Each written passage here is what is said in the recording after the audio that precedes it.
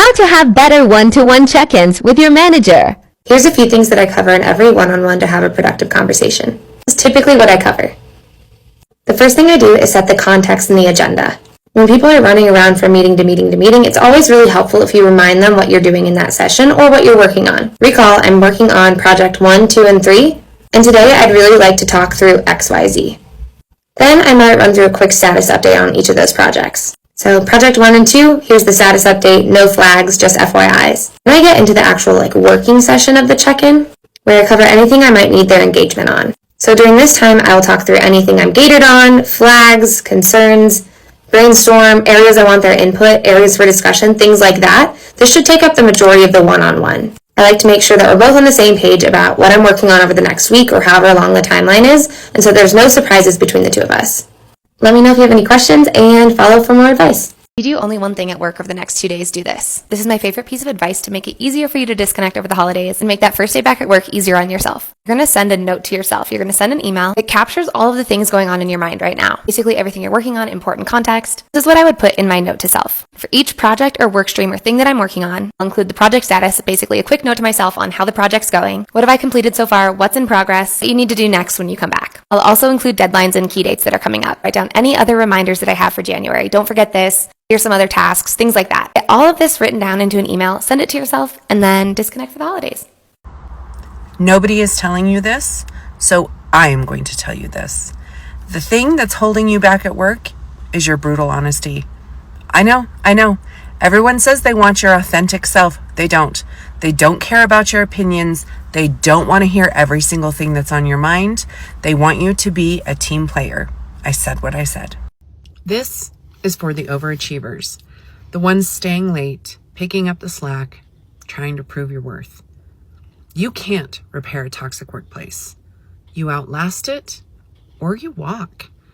Let me say what most people are too polite to admit. No amount of hustle will fix a place that thrives on chaos. No level of loyalty will shift a culture that protects poor leadership. And that's not your failure. That's the system doing what it was built to do. Stay too long, and dysfunction starts to feel normal. You minimize the red flags. You silence your own gut. You start to forget what it felt like to be respected. Here's your permission slip. You were never supposed to carry all of it. Put it down, walk away. You deserve better. And if this resonated with you, put "I deserve better" in the comments. So let's talk a little bit about toxic traits. There are overtly toxic traits, the yelling, the screaming, the being a dick. But there's also the subtle toxic traits, which include being passive aggressive or teasing your team members in a meeting or in front of people, or praising another team member just to tear another team member down. So take stock of some of those subtle toxic traits.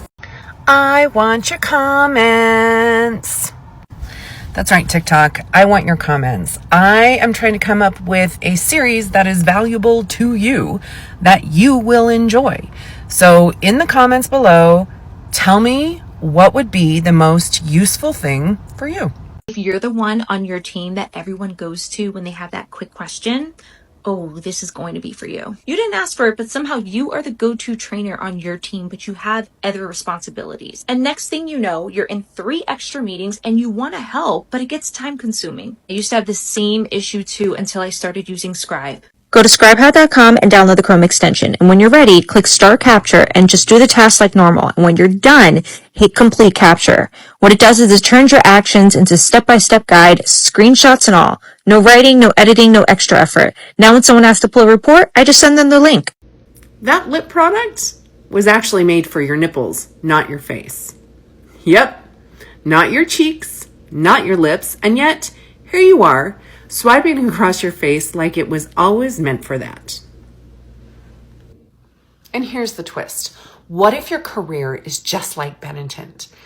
Maybe you weren't designed to be a leader. Maybe you started in design or ops or engineering, and now you're managing people.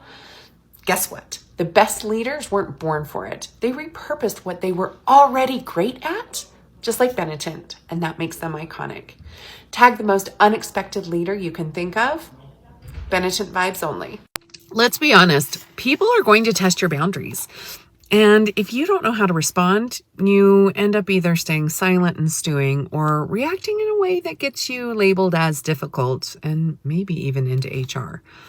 So here are 3 phrases that put you back in control. Calm, direct, and still professional. The first one, what was your intention with that comment? It's simple, but it flips the spotlight right back on them. Suddenly they have to explain themselves instead of you defending yourself.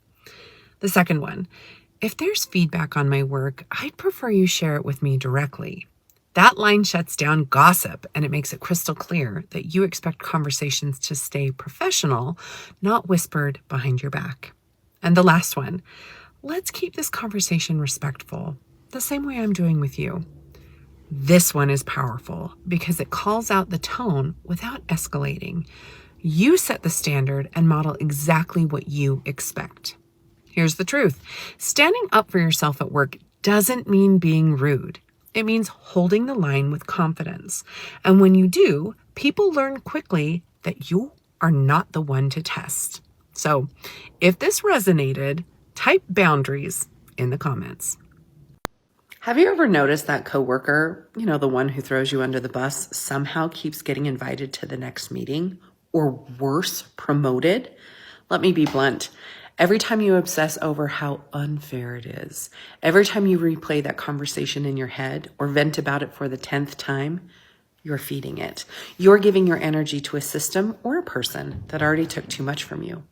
Your energy is your power, and where you put it determines whether you're stuck in the weeds or actually growing. Stop watering weeds. They don't need your airtime. They need your silence.